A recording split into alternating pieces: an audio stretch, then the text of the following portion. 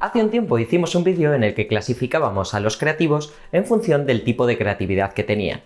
Si eran personas muy originales, si eran personas con una capacidad productiva muy alta, si empatizaban muy bien con el usuario, si eran inconformistas, distintos tipos de creatividad que nos pueden ayudar en distintas etapas del proceso.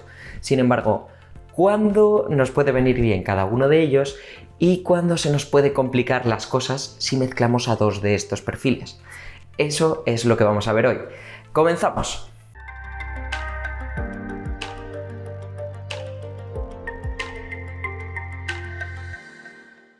Vamos a poner por caso que queremos hacer una sesión de innovación y queremos mezclar diferentes tipos de creativo. Lo primero de todo es entender que hay tres cosas claves en las que nos tenemos que fijar. Por un lado tenemos la apertura mental, tenemos que fijarnos muy bien en que todos los miembros del equipo tengan apertura mental.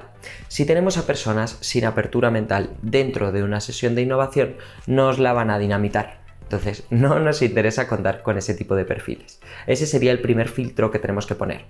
Y después tenemos dos que tenemos que saber cómo tratarlas: la flexibilidad y el inconformismo. La flexibilidad es muy importante porque si vamos a incluir distintos perfiles dentro de una misma sesión, necesitamos que den su brazo a torcer, entre comillas. Va muy hilado de alguna forma a la apertura mental. Pero en este caso algo que va un poquito más allá, diciendo, vale, puedo entender que hay que modificar, cambiar o incluso destruir ciertas ideas que pueden ser mías y tengo que estar dispuesto a flexibilizarme en esa parte.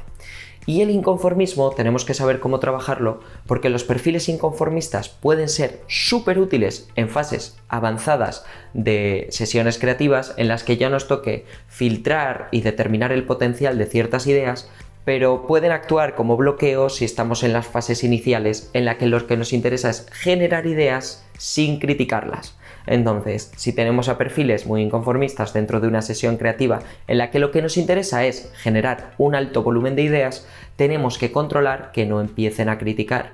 Esa parte todavía no toca. En cuanto a qué perfiles se pueden perjudicar, por ejemplo, si los juntamos, hablaríamos de los perfiles más originales y los perfiles inconformistas. ¿Por qué? Porque se retroalimentan. En el caso del inconformismo es muy fácil de entender. Dos perfiles que empiezan a criticar, si se retroalimentan y comienzan a criticar cada vez más, te van a dinamitar la sesión creativa. Pero ¿por qué hay que tener cuidado también cuando mezclas dos perfiles originales? Pues más que nada porque pueden empezar a competir entre ellos por ver quién tiene la idea más original y descentrarse del foco principal de la sesión. Entonces lo que hay que tener cuidado aquí es canalizar esa innovación hacia el reto que estamos trabajando. Nos puede venir muy bien si empiezan a volar cada vez más alto dentro de los límites que hemos establecido y del reto que estamos trabajando. Lo que no nos interesa es que se vayan hacia cosas cada vez más alejadas que luego no podamos aterrizar. Por eso deberemos de alguna manera limitar esa guerra creativa para que se acote a lo que nos interesa trabajar. Hay otras características, por ejemplo, que a lo que nos van a ayudar es a comunicarnos mucho mejor entre el grupo.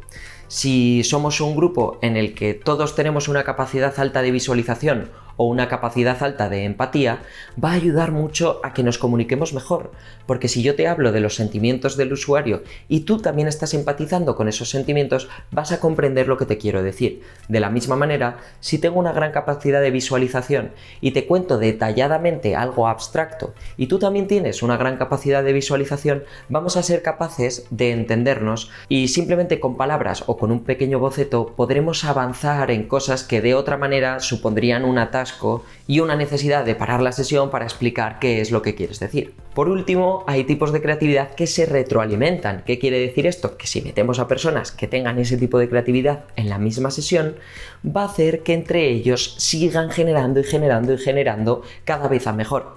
Estos son, por ejemplo, la productividad. Gente que sea capaz de generar un volumen muy alto de ideas va a ser capaz de generar un volumen todavía más alto si les mezclas entre ellos, porque la idea que genere uno va a servir como impulso creativo o como provocación creativa para los demás.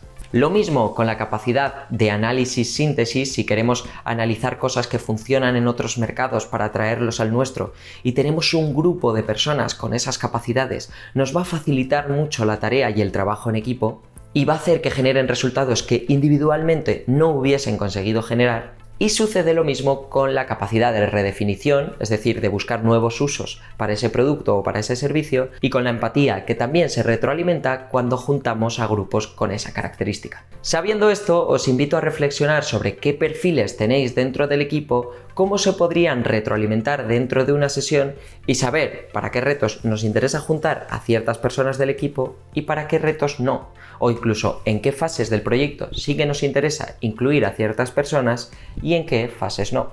Espero que estos consejos os sean de utilidad y los podáis poner en práctica. Muchísimas gracias por vernos y hasta la próxima.